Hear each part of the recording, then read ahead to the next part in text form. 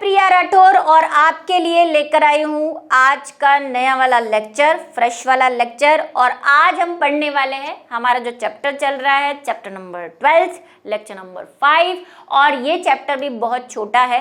I hope आपको मज़ा आ रहा हो इसके अंदर। इजी भी है, जैसा कि मैंने कहा था कि बस वो बायोटेक्नोलॉजी का फर्स्ट पार्ट है वही टफ है, उसके बाद काम उसको समझ लिया तो चैप्टर बहुत ईजी हो जाता है।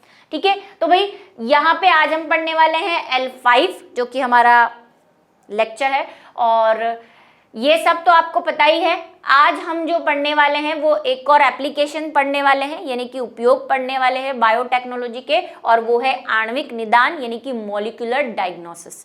ठीक है, और वही उससे जुड़ी हुई कुछ कहानियों में पहली हम पढ़ने वाले हैं खोजी प्रो। आज हम खोजी प्रो भी पढ़ेंगे और एक एलिसा पढ़ सकते हैं, एलिसा को भी कर ही देंगे आज। तो आज हम यहाँ पे पढ़ेंगे एलिसा टेस्ट, क्योंकि डिटेल नहीं है। मैं अभी से बता देती हूँ, आप क्लास 12th में है, एलिसा टेस्ट आपको बहुत छोटे में समझाया जाता है और वही हम करेंगे। ठीक है, एलिसा टेस्ट पढ़ लेंगे आज। तो एलिसा टेस्ट आपको ग्रेजुएशन में पढ़ना है डिटेल में, और इससे पहले एलिसा टेस्ट आ भी चुका है ना, एक पोर्शन में जहाँ पे मैंने आपको समझाया था थोड़ा बहुत। चलिए तो शुरू करते हैं। आणविक निदान क्या है? ये मॉलिक्यूलर डायग्नोसिस, कि जब आपको कोई बीमारी या कोई आपको लगता है कि नहीं मेरा फिजिक्स सही नहीं है या मैं कुछ अच्छा फील नहीं कर रहा हूँ, है ना, तो आप क्या करते हैं? सर्दी खांसी हो रही है, बहुत वीकनेस आ रही है, तो आप डॉक्टर के पास जाते हैं। डॉक्टर के पास जाएंगे, डॉक्टर पहले मुंह खोलो, ये करो वो करो करेगा, उसके बाद बोलेगा ये टेस्ट करा लो।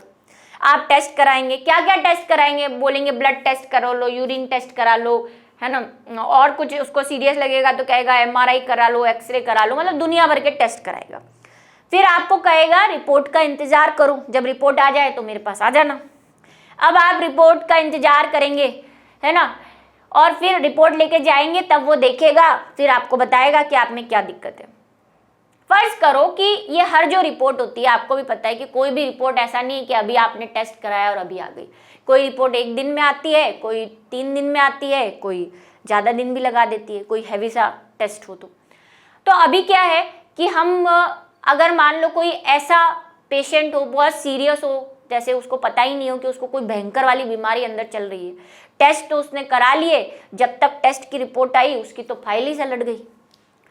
तो ऐसे केसेस में हम क्या कहते हैं कि ये जो डायग्नोसिस है, टेस्ट क्या होता है? डायग्नोसिस। डायग्नोसिस का मतलब होता है निदान। निदान का मतलब होता है कमियों को खोजना, कि आपके शरीर में किस वजह से ये सब चीजें, लक्षण या किन कमियों की वजह से आपको बीमारी हो रही है, उसको जांचना क्या कहलाता है? निदान कहलाता है। डायग्नोसिस कि क्या हो रहा है आपको, उसके लिए हम ये टेस्ट करवाते हैं।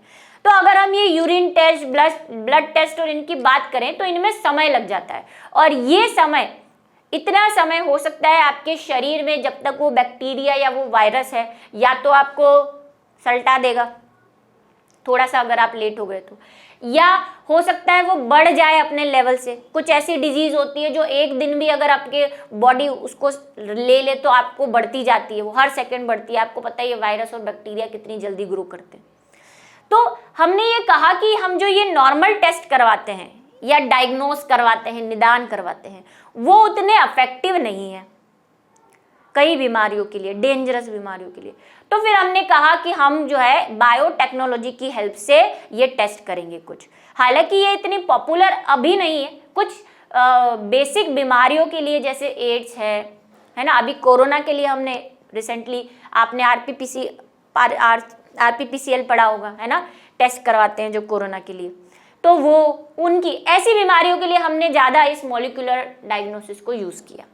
ठीक है, चलो, जहाँ पे आपको क्विकली आधे घंटे में रिजल्ट आ जाता है, पॉजिटिव है या नेगेटिव, कोरोना पॉजिटिव हो या नेगेटिव, एड्स पॉजिटिव हो या नेगेटिव, ऐसे, क्योंकि ये डेंजरस बीमारियाँ है, इनका आप जो है वो नहीं कर सकते, ज़्यादा ऐसे वेट नहीं कर सकते कल रिपोर्ट आएगी, है ना, ऐसा नहीं कर सकते। तो वहाँ पे हम मॉलिक्यूलर डायग्नोसिस का यूज़ करेंगे किसी भी रोग के प्रभावी उपचार के लिए, कि अगर हमको कोई डिजीज है तो उसका अगर आपको इफेक्टिव इलाज करना है, उपचार करना है, तो उसकी प्रारंभिक अवस्था में पहचान और रोगों की कार्यकी का मतलब पैथोसाइकोलॉजी। ठीक है, आपको क्या करना पड़ेगा? पैथोसाइकोलॉजी को पता होना चाहिए आपको, या पैथोफिजियोलॉजी पता होना चाहिए। क्या होती है फिजियोलॉजी, कि बैक्टीरिया कैसे काम करता है, कितने टाइम में उसका जो है मल्टीप्लिकेशन होता है, अगर एक दिन बॉडी में वो ज़्यादा रह जाएगा तो क्या साइड इफेक्ट कर देगा, इसके बारे में आपको पता होनी चाहिए। जैसे हमें काफ़ी बीमारियों के बारे में पता है, हमें एड्स के बारे में पता है कि एड्स वायरस ऐसा है, ये करता है, इससे ये होता है। कोरोना के बारे में पता है, इससे ये होता है, इससे वो होता है, इससे ये होता है ना, ये सारा हमें पता है। तो हमें क्या होना चाहिए, पहला तो उसकी पहचान करना पता होना चाहिए।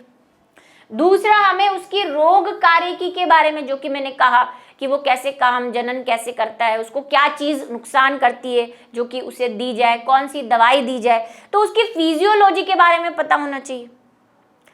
ठीक है, पैथोफिजियोलॉजी, पैथो का मतलब रोगजनक और फिजियोलॉजी का मतलब कार्यकी, उसके सारे फंक्शंस पता होने चाहिए, कि समझ बहुत आवश्यक होती है। रोग निदान, रोग निदान का मतलब वही जांच जो मैंने आपसे कहा, टेस्ट की पारंपरिक विधियां कौन कौन सी, जैसे यूरिन टेस्ट करवाते हैं, मूत्र, सीरम विश्लेषण, सीरम क्या होता है, ब्लड टेस्ट के अंदर आता है सीरम, कि आपकी ब्लड जैसे हीमोग्लोबिन कितना है, WBC कितनी है ना, RBC वगैरह सबकी काउंटिंग आती है। तो भाई सीरम टेस्ट करवा लो, से रोग का प्रारंभिक स्थिति में पता लगाना संभव नहीं है। मान लो आपने ब्लड टेस्ट करवाया है, ठीक है, ब्लड टेस्ट में अभी भी वो बैक्टीरिया या वायरस है उस ब्लड में है, लेकिन उसकी संख्या उतनी नहीं है कि वो आपके इस टेस्ट के अंदर पकड़ी जा रही है ना। जैसे कि आपको ध्यान है, मैंने एड्स में कहा, एड्स में 5 साल तक आपको पता ही नहीं चलेगा कि आपको एड्स है, क्योंकि लक्षण ही उत्पन्न नहीं होते। 5 साल के बाद आपको पता चलता है, 5 से 10 मिनट हम जो कहते हैं रेंज, कि उसके बाद आपको धीरे धीरे वीकनेस आने लगती है और तब आपको पता चलता है, आप टेस्ट कराने जाओगे, तब तक तो आपकी जिंदगी के 5 साल वो खा चुका है। तो ये ब्लड में इतनी जल्दी पकड़ में नहीं आते। तो ऐसी बीमारियों के लिए फिर हम क्या यूज करेंगे, मॉलिक्यूलर डायग्नोसिस, क्योंकि इनसे हम जल्दी से पकड़ सकते हैं। कैसे पकड़ेंगे अभी देखेंगे, चोर पकड़ेंगे अभी हम। रोगों की प्रारंभिक अवस्था में जांच के लिए पुनर्योगज डीएनए प्रौद्योगिकी, मतलब recombinant DNA technology, polymerase chain reaction PCR जिसको हम कहते हैं, एंजाइम लिंक्ड इम्यूनोसॉर्बेंट ऐसे जिसको हमने एलिसा टेस्ट भी कहा, ये पहले भी नाम आया हुआ है, इसकी फुल फॉर्म आपको याद रखनी है। एलिसा टेस्ट किस में पढ़ा था, जरा याद करके मुझे बताएं। अभी मैंने 2-3 बार नाम ले लिया है उसका। एड्स के लिए, एड्स की जांच के लिए जनरली हम एलिसा टेस्ट करते हैं, ठीक है। टाइफाइड के लिए भी बताया था, जरा कमेंट सेक्शन में लिख के बताएं, देखिए कितना याद है आपको। तो हम PCR की हेल्प ले सकते हैं, हम एलिसा टेस्ट की हेल्प ले सकते हैं। एलिसा टेस्ट सिर्फ एड्स नहीं, और भी बीमारियों के लिए यूज आता है। किन बीमारियों के लिए, जहां पे एंटीबॉडी एंटीजन रिएक्शंस होती है, जैसे सार्स के लिए भी यूज होता है, एक सार्स होता है उसके लिए भी यूज होता है, ठीक है। तो इन तकनीकों के लिए हम क्या कर सकते हैं, इन बायो टेक्नोलॉजी की तकनीकों का यूज करके हम उन रोगों को पकड़ सकते हैं कम टाइम में। कैसे, चलो आओ पढ़ें। किसी रोगजनक जैसे कि जीवाणु, वायरस आदि की शरीर में उपस्थिति का सामान्यतः तब ही अंदेशा व्यक्त किया जा सकता है जब रोगजनक द्वारा शरीर में कुछ लक्षण उत्पन्न हो या उत्पन्न कर दिए गए हो। वही मैंने कहा कि एड्स के 5 या 6 साल बाद लक्षण उत्पन्न होते हैं। वो आपको 5 साल पहले ही आपकी बॉडी में वायरस घुस चुका है, लेकिन वो लक्षण उत्पन्न नहीं कर रहा, तो आपको ऐसे सपने तो नहीं आ रहे हैं कि लाओ चलो टेस्ट करवाते हैं। जब तक लक्षण उत्पन्न नहीं होते, जब तक सर्दी खांसी नहीं होगी, डॉक्टर के पास नहीं जाओगे, फीवर नहीं आएगा, डॉक्टर के पास नहीं जाओगे। और सच भी है, जब हम अपने आप को अच्छा फील कर रहे हैं तो हम क्यों डॉक्टर के पास जाएंगे। तो लक्षणों के उत्पन्न होने पर ही हमें पता चलता है कि हम टेस्ट करवाएं। लेकिन इन लक्षणों की अनुपस्थिति में, अगर ये लक्षण है ही नहीं, में भी रोगजनक की नाभिकीय अम्ल का पॉलीमरेज चेन रिएक्शन यानी कि PCR से आवर्धन कर उनके शरीर में बहुत कम संख्या में उपस्थिति का भी पता लगाया जा सकता है। वही मैं एग्जांपल दूंगी, हाल ही में हम जिससे गुजरे हैं उससे आप ज्यादा जल्दी समझ पाओगे। कोरोना, हम कह रहे थे कि कई लोग ऐसे कोरोना पॉजिटिव निकल रहे थे जिनको कोई लक्षण ही नहीं था। वही सेम केस कि जब लक्षण अनुपस्थित होते हैं तब हमें पता ही नहीं चलता लेकिन अगर ऐसी कंडीशन में भी हमें ये पता करना है कि अगले को वो बीमारी है या नहीं, तो हम क्या करवाएंगे, हम पॉलीमरेज चेन रिएक्शन करवा सकते हैं। और जो कोरोना टेस्ट होता है RT-PCR, वो वाला जो है वो PCR पे ही बेस्ड है ना। हम उसमें जो टेस्ट करवा रहे थे ना कोरोना का, वो PCR मेथड पे ही बेस्ड है। ये आपको जान के खुशी होगी। क्यों ऐसा कर रहे थे कि लक्षण तो तब उत्पन्न होते हैं जब उस बैक्टीरिया की एक लिमिट हमारी शरीर में लिमिट से ज्यादा बढ़ जाते हैं, तब हमें लक्षण उत्पन्न होते हैं। लेकिन अगर वो बहुत कम संख्या में है और फिर भी आप ये पता लगाना चाहते हैं कि अगले को ये बीमारी है या नहीं, तो आप क्या करवाएंगे, PCR मेथड को अपनाते हैं। क्यों PCR मेथड को अपनाते हैं, तो PCR मेथड का फुल फॉर्म आपको पता है, polymerase chain reaction. Last chapter में हम करके आए हैं PCR मेथड। क्या करते हैं PCR मेथड में, PCR मेथड में हम DNA का एक सेगमेंट लेते हैं, लिया था, हाँ मैम लिया था। उसमें हमने पहला स्टेप करवाया था डीनेचुरेशन। एक बार PCR रिपीट हो जाए, है ना। डीनेचुरेशन किया था 90 से 94 डिग्री सेंटीग्रेड पे, जब DNA जो है वो अलग अलग हो जाता है। फिर हमने सेकेंड स्टेप करवाया था जिसको एनिलीन कहा था, एनिलीन। उसमें हमने क्या किया, DNA के ये जो फ्रेगमेंट अलग हुए थे उस पे प्राइमर जोड़ा था, और इस प्राइमर ने क्या किया था, तीसरा स्टेप एक्सटेंशन, विस्तारण, जिसमें हमने कहा था कि हर DNA की क्या बन जाती है, कॉपीज बन जाती है। तो और ये मैंने आपको बताया था कि PCR एक मशीन, फोटो भी बताया था, यहाँ पे मशीन होता है, उसमें हम सब ये डाल देते हैं, टेक पॉलीमरेज भी डालते हैं भाई, उसको तो भूल ही गई, बुरा मान जाएगा, मेरा नाम तो लिया ही नहीं, मैं ही तो हूं सबसे इंपॉर्टेंट, टेक पॉलीमरेज। तो हमने कहा था मशीन में सब डाल देते हैं, मशीन को घुमा देते हैं, आधे घंटे में इसकी 1 बिलियन के आसपास की कॉपीज बन जाती हैं, ये भी बात कही थी। तो भाई जो बैक्टीरिया हमें ब्लड के अंदर, या जो वायरस या उसका DNA हमें ब्लड के छोटे से सैंपल में डिटेक्ट नहीं हो रहा, क्योंकि उसकी संख्या कम है ना। कोई भी चीज़ कब डिटेक्ट होती है, जब उसकी एक लिमिट वहाँ पे हो कि भाई 100 होने चाहिए या 50 होने चाहिए, ऐसा हम मान लेते हैं। लेकिन भाई उसकी संख्या 2 ही है, तो अब क्या करा जाए, तो हम क्या करते हैं, पहले PCR से उसकी संख्या बढ़ा लेंगे कि अगर वो वायरस वहाँ पे है, अगर जैसे एड्स का ही एग्जाम्पल ले लें कि अगर एड्स का जो वायरस है HIV वो वहाँ पे है लेकिन ब्लड सैंपल में नहीं आ रहा, तो हम क्या करें, एक और तरीका अपनाएं कि हम उस ब्लड का उसके DNA का PCR करवा दें। PCR कराएंगे तो अगर HIV का वहाँ पे होगा DNA, तो वो क्या हो जाएगा, PCR की हेल्प से 1 बिलियन के पास पहुंच जाएगा, और फिर 1 बिलियन हो जाएगा तो फिर वो हमसे छुप नहीं पाएगा, क्योंकि 1 बिलियन तो बहुत होता है, वो पकड़ा जाएगा। हम दूसरा किसी टेस्ट करके उसको पकड़ लेंगे। कौन सा टेस्ट करेंगे, ELISA। तो पहले PCR करना पड़ेगा, फिर ELISA करेंगे। कब, अगर वो शुरुआती स्टेज में है, अगर वो 5 साल बाद वाला केस है तब तो फिर PCR भी करने की जरूरत नहीं है, वो ELISA टेस्ट में अपने आप आ जाएगा, ठीक है। तो ऐसे में जिनका छोटा सैंपल हमें नहीं पकड़ा जाता, उसके लिए हम PCR मेथड यूज करते हैं। भैया आपको लिखनी है सारी छोटी छोटी फॉर्म में लिखनी है, क्योंकि चैप्टर में बस एप्लीकेशंस पूछी है, PCR हम पढ़ के आ चुके हैं पहले। एड्स के संभावित रोगों में HIV की पहचान हेतु आजकल PCR का प्रयोग नियमित रूप से किया गया। समझ गए आप कि भाई 5 साल पहले जब आपको लक्षण प्रदर्शित नहीं हो रहे लेकिन आप किसी को ब्लड डोनेट करने जा रहे हैं, या आपको भाई आजकल मैंने कहा अवेयर होना चाहिए, तो कुछ होते हैं भाई मॉडर्न बच्चे की, नहीं पहले अपना एड्स टेस्ट करवाओ फिर ही मैं शादी करूँगी, ऐसा कह दिया किसी ने, क्योंकि उसने एड्स के बारे में पढ़ा है।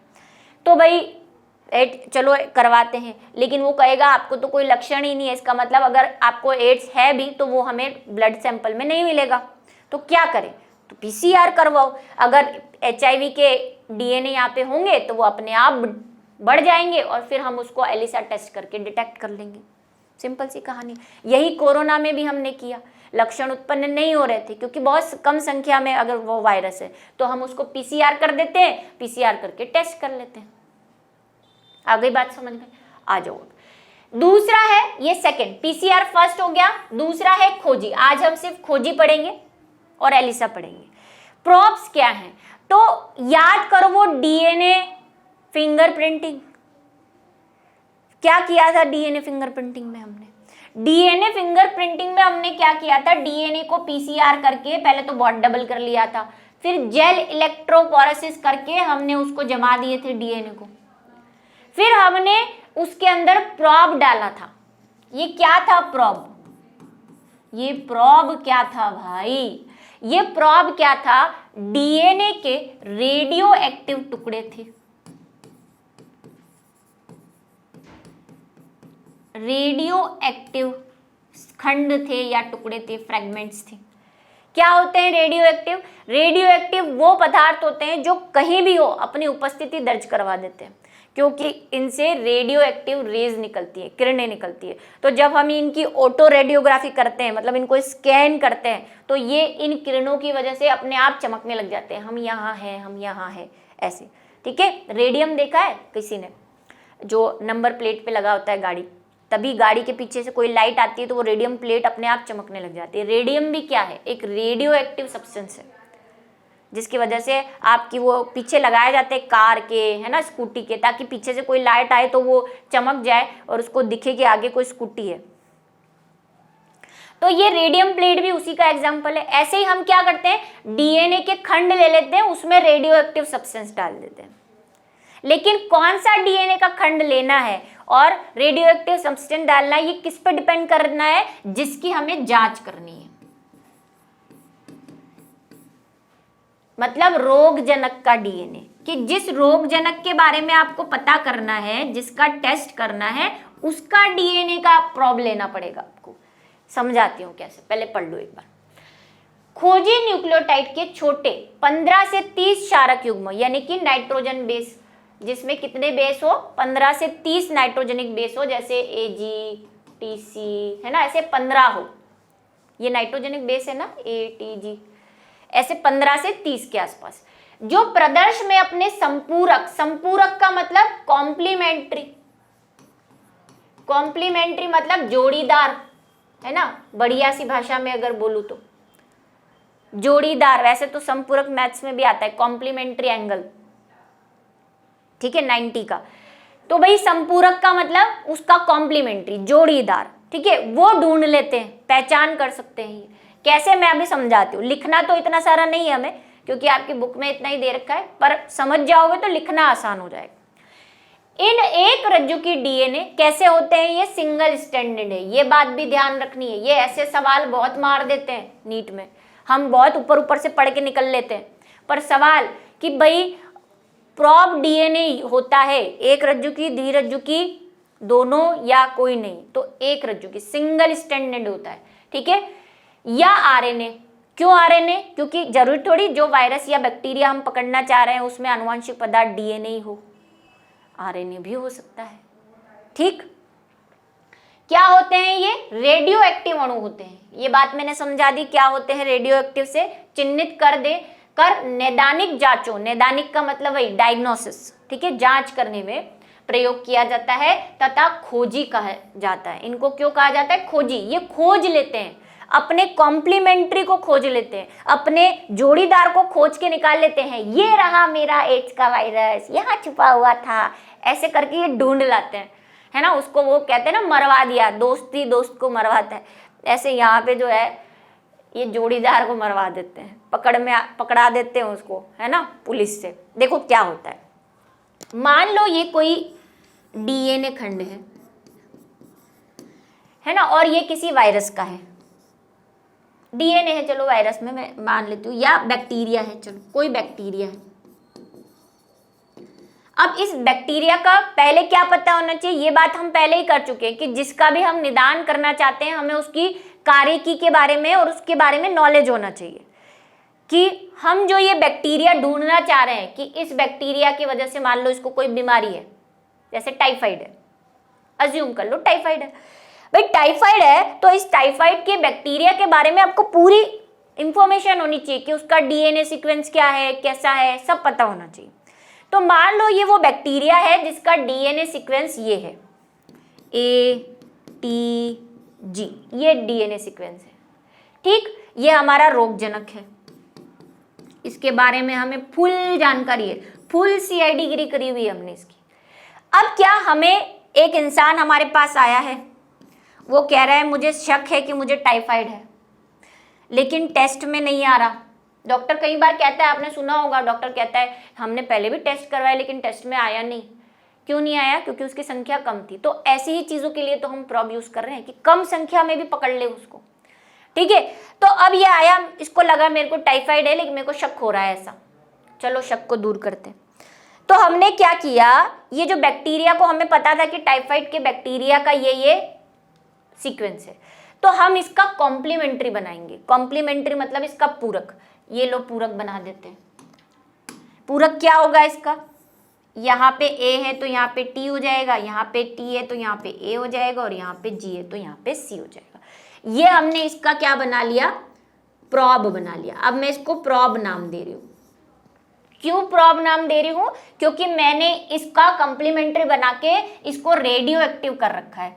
मतलब इसमें कुछ ऐसे केमिकल मिला दिए हैं जो खुद रेडियो एक्टिव है। मतलब वही ये क्या करेंगे, रेडियो एक्टिव रेज को विकिरित करेंगे और अपनी उपस्थिति को जहाँ पे भी ये होंगे बता देंगे। कब? जब हम इनको स्कैन करेंगे, ऑटो रेडियोग्राफी करेंगे तब। समझ में आ गई? अब हमने इसका, इस इंसान का DNA लिया, मतलब ब्लड सैंपल लिया, उसमें DNA भी है। तो हमने जांच की, जांच में इसका भी DNA निकाल लो। इसका और कलर बना देती हूँ मैं। ये लो वाइट, वाइट तो है, ग्रीन ले लूँ। चलो, इसका ये था, और इसको टाइफाइड मान लो नहीं है, हमें पता है, मतलब मुझे, आपको और मुझे पता है इसको टाइफाइड नहीं है, लेकिन इस डॉक्टर को नहीं पता है। तो इसका सीक्वेंस कुछ ऐसा होगा।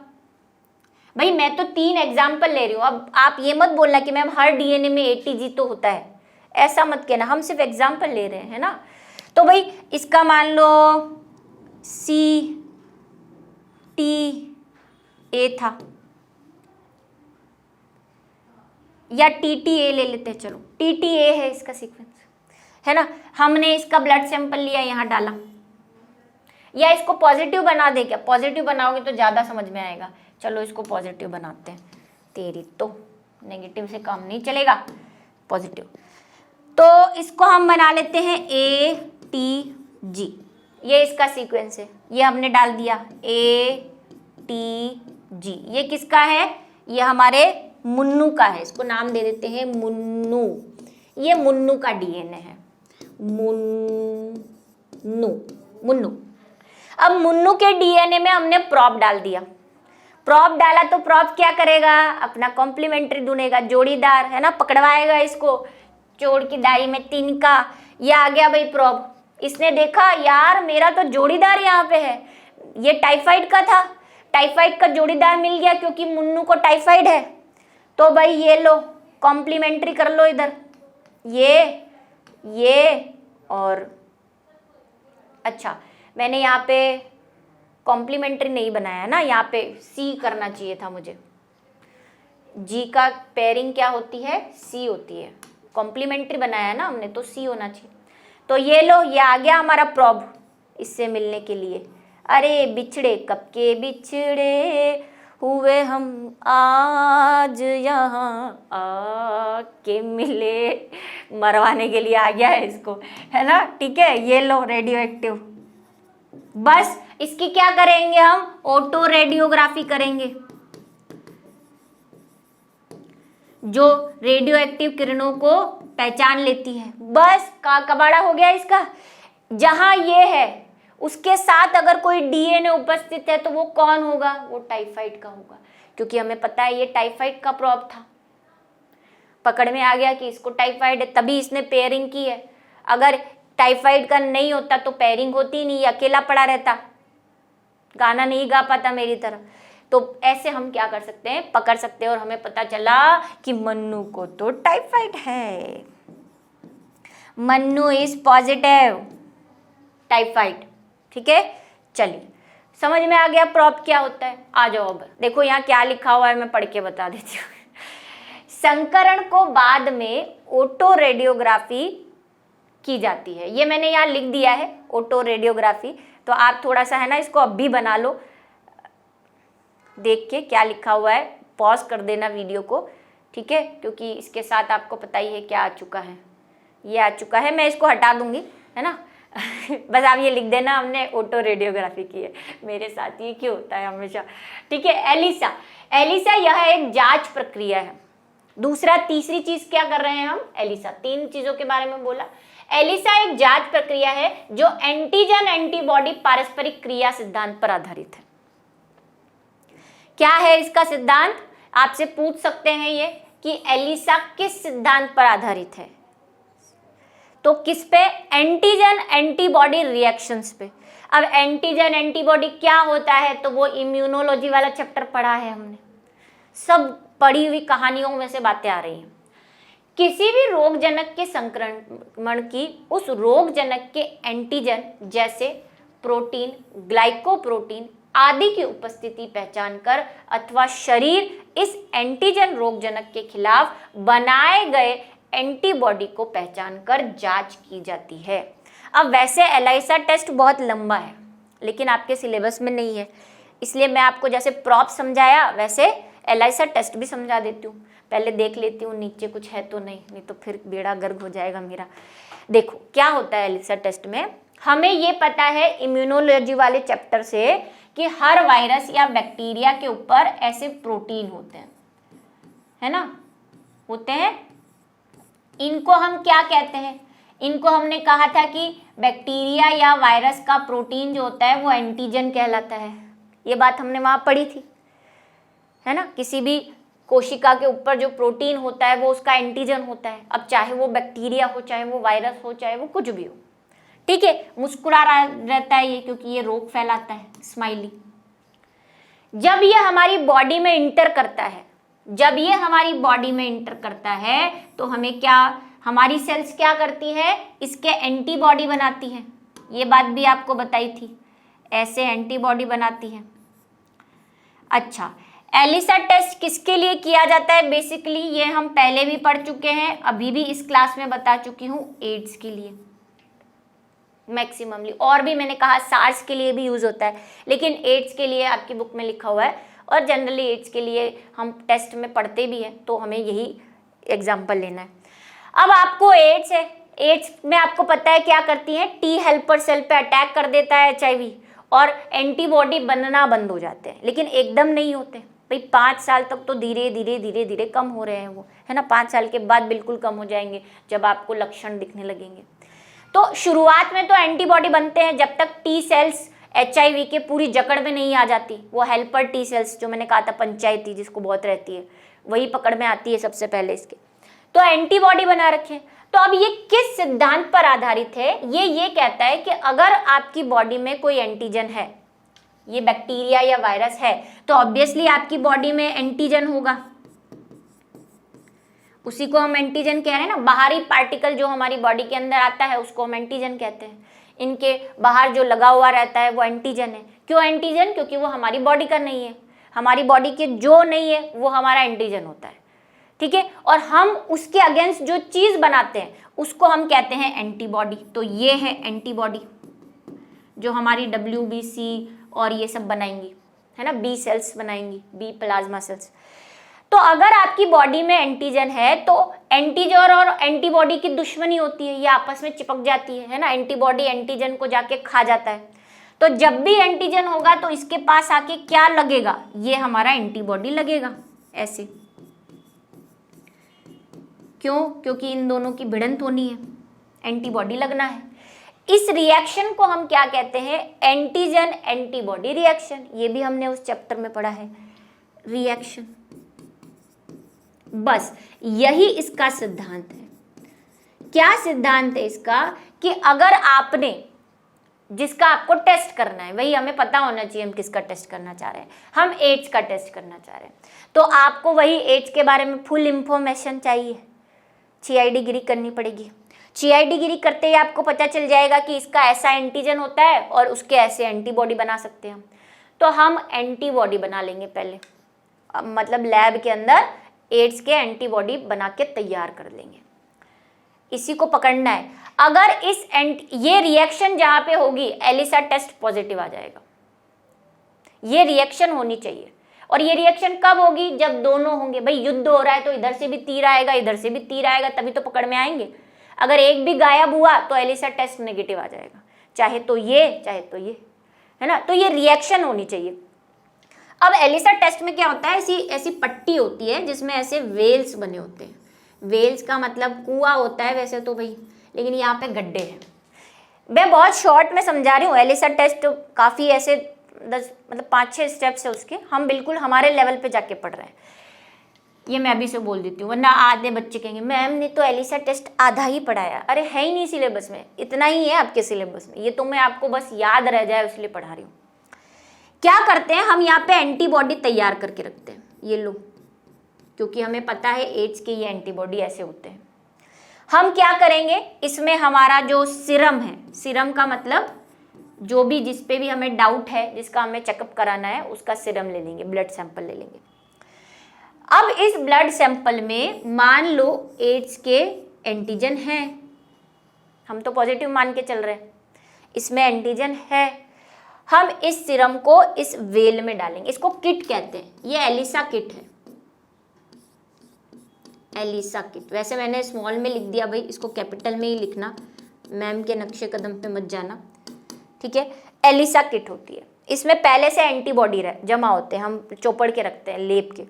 इधर हमने इस सीरम को डाला, क्या होगा, यही रिएक्शन कि अगर इसका एंटीबॉडी यहाँ पे है तो इसको अपना वही साथीदार मिल जाएगा, और जैसे ही साथीदार मिलेगा ये चिपक लेंगे आपस में।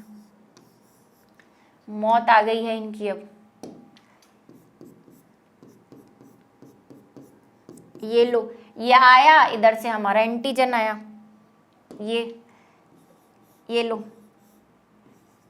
आप इसमें देखो और भी स्टेप्स होते हैं, इसको धोया जाता है, वो किसी और कलर है ना रंग वाले से है ना रंजित किया जाता है ताकि कलर हमें दिखे। जनरली कहते हैं कि ग्रीन रेड सा या येलो सा कलर आता है, शायद कलर पे भी वेरिएंट है, इसलिए मैं फिक्स कलर नहीं बता रही, अलग अलग कलर से, लेकिन ग्रीन येलो से कोई कलर होते हैं। अब जब हम इसको वही वापस क्या करेंगे, वो कलर सप्लीमेंट डालते हैं इसके अंदर, ताकि वो कलर सप्लीमेंट क्या होता है, वो कलर सप्लीमेंट भी उन्हीं को रंग लगाएगा जहां पे ये रिएक्शन हुई होगी, इसी को कलर करता है। वो ना तो एंटीबॉडी को कलर करेगा ना एंटीजन को, वो करेगा किसको, जहां पे यही चुम्मा चाटी चल रही है, ठीक है, चेपड़ा चेपड़ी चल रही है, उधर ही वो पकड़ता है ना। डंडे उधर ही लगाने हैं पुलिस वालों को, जैसे वो होता है ना वैलेंटाइन डे पे डंडे पड़ते हैं, तो भाई ये डंडे वहीं लगेंगे, मतलब कलर वहीं लगेगा जहां पे ये दोनों होंगे। तो हम उस पर कलर डाल देते हैं, अभिरंजक डाल देते हैं एक, और फिर उसको धो देते हैं। और धोने के बाद जहां जहां एंटीबॉडी एंटीजन रिएक्शन हुई होगी वहां पे कलर आ जाएगा या नहीं आएगा, जो भी है, ठीक है। तो उससे हमें पता चल जाएगा कि एंटीबॉडी एंटीजन रिएक्शन हुई है, इसका मतलब अगला बंदा पॉजिटिव है, और नहीं हुई है तो ये अकेला पड़ा रहेगा, जैसे यहाँ पड़ा था। जैसे ही धोएंगे वो धुल जाएगा सब कुछ, इस पे कलर आएगा ही नहीं या अलग कलर आएगा। इसीलिए मैं कह रही हूँ कलर एक्चुअली फिक्स नहीं है। जैसे मान लो मैं कह दूं कि इस पे नीला कलर आ रहा है, फॉर एग्जांपल कि इस पे नीला आ रहा है, तो एंटीबॉडी एंटीजन रिएक्शन पे पीला कलर आएगा। तो अगर नीला आया तो आप समझना जान नेगेटिव है, और पीला आया है तो पॉजिटिव है, ऐसे भी होता है, ठीक है। तो कलर पे डिपेंड करता है, कलर से हमें पता चलता है कि ये पॉजिटिव है अगला बंदा या नेगेटिव है। सिद्धांत क्या है इसका, एंटीबॉडी एंटीजन रिएक्शन, ठीक है। चलो, तो ये खत्म हुआ एलिसा। अच्छा, एंटीबॉडी कौन कौन से हो सकते हैं, ये हम पहले ही भाई पढ़ चुके हैं इम्यूनोलॉजी में। कोई ग्लाइकोप्रोटीन भी हो सकता है, प्रोटीन भी हो सकता है, कुछ भी हो सकता है।